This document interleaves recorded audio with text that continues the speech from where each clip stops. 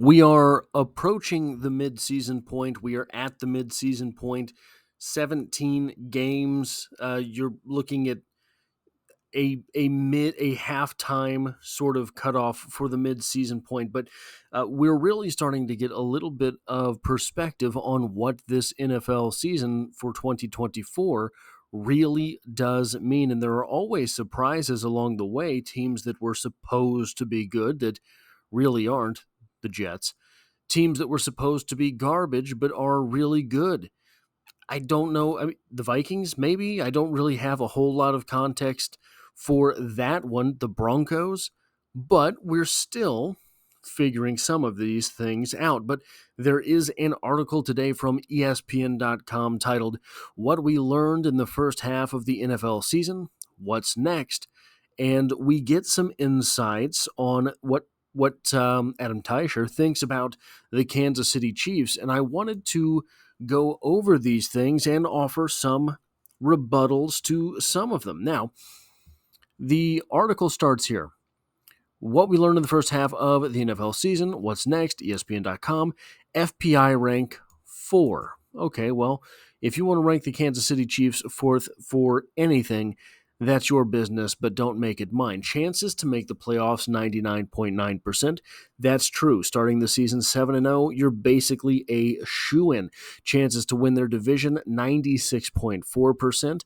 Again, not a whole lot to argue with here. They are either 2 or 3 games up through just 7 games. And this is just statistics, right? This is by the numbers. You can't particularly argue there, although I will say that I would. If the Kansas City Chiefs were rated any lower than the 95th percentile, I would be making an argument against it, saying that there's what's the quote from Mark Twain? There's lies, damn lies, and statistics. So that's where I would be going with that. What we know. The Chiefs are strong enough defensively to win another Super Bowl. They have come up with a number of big stops in close games, including 2 in the fourth quarter of a 5-point win over the Falcons. They held each of their first 6 opponents under their season scoring average, a streak that was snapped last week against the Raiders, who scored a late touchdown to get above their average. Now, here's what I will say. The big thing here is that they're making the argument that the defense is good enough to win the Super Bowl, but the Chiefs are not a perfect team. Well, here's the problem with that. The Chiefs won't be playing against any perfect teams either. Let's just keep things in the AFC. The Ravens, well, they've lost 3 games already. They lost to the Browns. Ew. They just lost to the Browns, did the Ravens. Now, you could quickly counter with the fact that every season the Chiefs have won the Super Bowl, they have some stunningly weird loss to a team that is not a contender. That's true. Yeah, sometimes those things happen. Hard to make the argument that they should be happening 3 times in your first 7 or 8 games. I don't remember the Ravens' schedule, whether or not they've already had their bye week, but to have lost 3 times through either 7 or 8 games is a bit excessive for a team that's supposed to be the best in the NFL. What about the Bills? The Bills look good, 6-2. They're still breaking in Keon Coleman, who I think was the second best wide receiver in this class, but one thing that's not going to be very good for you if you're trying to get through Kansas City in the playoffs is to have weakness at the safety and linebacker positions. Now, there will be argument in this very article later in the article, the next segment in this article, talking about what the offense and the weakness there. But do you want to take that chance? Do you want to be the guys that are weak at safety with Patrick Mahomes coming to town? Or, forbid, you have to go to Kansas City and your safeties can't hear the defensive calls.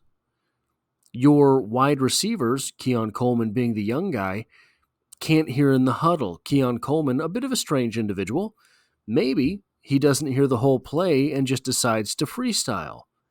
that'll get you in trouble real quick in Arrowhead, especially against that Steve Spagnuolo defense. What about the Texans? The Texans look good so far. Well, we already mentioned Steve Spagnuolo. The Texans have a very young quarterback, the type of quarterback that Steve Spagnuolo could make a very bad Sunday for whom Steve Spagnuolo could make a very bad Sunday. So that's that part of this article. But then we get down here. What we don't know yet. The Chiefs are in uncharted territory with Patrick Mahomes, throwing more interceptions, 9, than touchdown passes, 8. Can they win a third straight Super Bowl if that continues? That's difficult to picture, but they are the NFL's last remaining unbeaten team, so it's not wise to suggest it's impossible. I'm failing English? Impossible. Look, Mahomes is going to be fine. This is the first thing that I have to say in contention to this part of the article. He is on pace right now for 4,009 yards and 19 touchdowns. Is that a Mahomesian performance? No, but did you know that Peyton Manning had 4 seasons with fewer than 4,009 yards? Did you know that Brady had 7 seasons with fewer than 4,009 yards? And I'm only counting the seasons that were pretty much complete seasons, not the seasons that were abbreviated horrifically by injury. So I know the guys at All Chiefed Up would yell at me if they heard me saying this. Andy Reid's not running his full offense. But the truth behind it is, no one in the NFL is.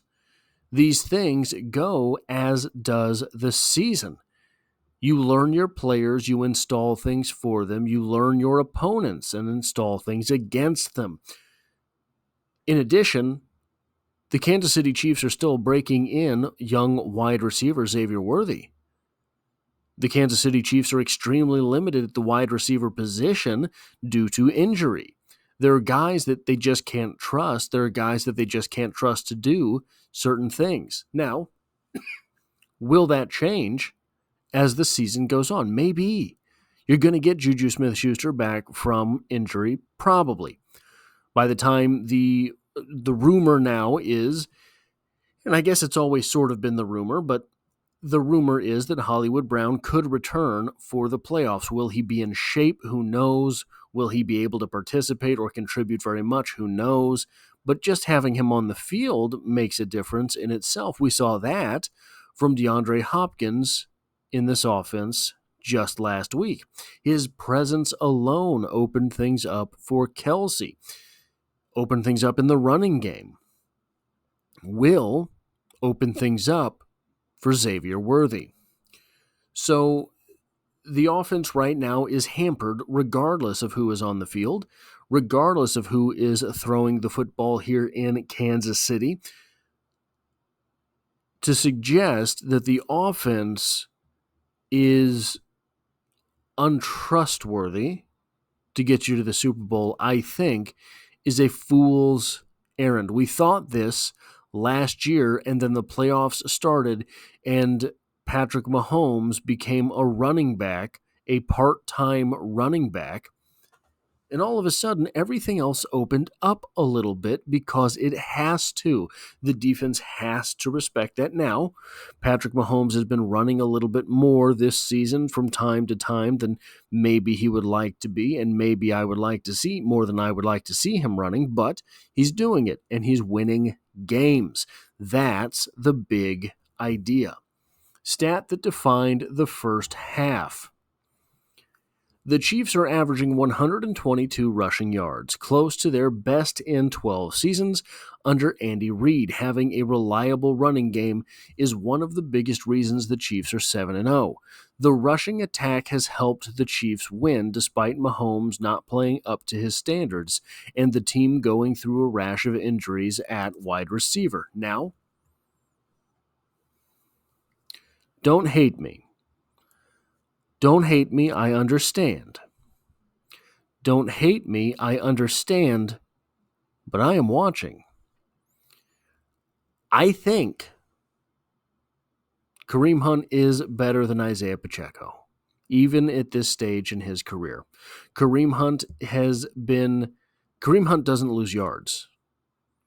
Kareem Hunt falls forward.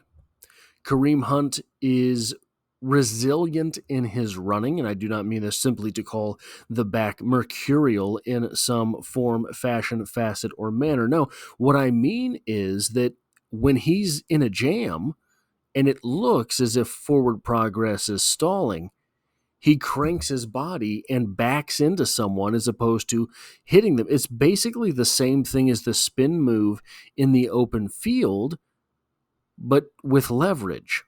What he'll do is he'll find some way to gain a little bit of push from maybe his arm, maybe his free arm, his non-ball carrying arm, maybe from his waist. He is a crafty, nasty runner. We don't get that from Isaiah Pacheco. Kareem Hunt is not going to break off an 80-yard run. Isaiah Pacheco could, hypothetically. He hasn't done a whole lot of long runs in his career, but it's because he gets caught up in traffic. One of the things that has been revelatory from Kareem Hunt being back on the team to me, I had forgotten in all of these years that he has been gone and all of these running back woes the Chiefs have had in the meantime, all of the also-rans that have run the rock for Kansas City. Man, that contact balance and vision at the line really do make an incredible and demonstrable difference. Now, there's been a couple of acquisitions this year that I think may be fruitful for the Kansas City Chiefs in more ways than simply the roster spot that they are taking up. For one, Kareem Hunt. If Carson Steele, if Isaiah Pacheco can learn a little bit of that footwork simply from being up close to it, that could be absolutely massive for their careers. With a guy as smart as DeAndre Hopkins on the field, Xavier Worthy is going to be sitting with him every day in meetings. I don't know how often Rashee Rice will be there. I don't know the protocol for a player that is injured in that way. I don't know if he'll still be in the meetings or not. But you have to believe he's at least watching. There's incredible guys on Twitter like Nick Jacobs who go through plays and really break them down. Rashee Rice can do that. Xavier Worthy is being forced to watch that every day in film. Those little things from veteran leadership can help develop players. And I think that might be part of the problem the Chiefs have had a little bit with bringing players along like Sky Moore, like Wanye Morris. There hasn't been a terrible amount of veteran leadership in the locker room because the Chiefs have been so young and so cheap everywhere around the roster. That's the only way they've been able to do what they've done in the salary cap era without having to go through massive teardowns of the roster. So DeAndre Hopkins, if he can teach Xavier Worthy a thing or two, one thing a week, right? This is how you get open against a cornerback who's playing man, but you need outside leverage on your route. Boom, boom. Now Xavier Worthy has that in his belt. He can use that come the playoffs. So I think that there's all sorts of hidden little things on this roster that are actually going to work in the Chiefs' benefit, in the Chiefs' favor. And then we have this, the last portion of the questionnaire that they did for every team, right? This is a standard questionnaire that they sent out to their correspondents per team in order to get responses. And the last question here, of course, has to poke us. Biggest injury concern. Jalen Watson was playing well and giving the Chiefs a nice tandem at starting cornerback with Trent McDuffie before Watson's season-ending injury in Week 7 against the 49ers. The Chiefs will have difficulty replacing him with Joshua Williams or Najee Johnson. their top candidates to fill in. Adam Teicher, I fear that you were a victim of the moment. How could you not say Rashee Rice in this situation? Obviously, to me, it is Rashee Rice, but there's been so many. Why choose just one, right? That I think might be the going rate for talking about the Kansas City Chiefs at this point in the season. Guys, that's all I have for this video. If you like or appreciate what it is that I do here, hitting the like button really does help me out, as it tells YouTube to share this video with other Kansas City Chiefs fans. And if you find yourself here by chance but not design, consider hitting the subscribe button to stick around for more Chiefs content. And as always, I hope to have you back for the next one.